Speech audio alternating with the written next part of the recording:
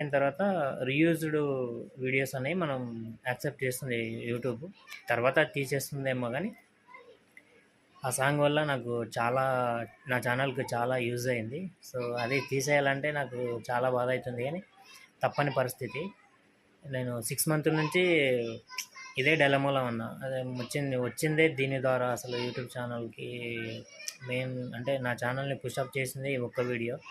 So ఇవి ఎక్కువ video delete చేస్తే ఎట్లా ఏంది మంచిగా ఉండదేమో అని చెప్పి 6 నెలల నుంచి వెయిట్ చేస్తున్నా దాన్ని డిలీట్ చేయలేక అలాగే ఉంచి.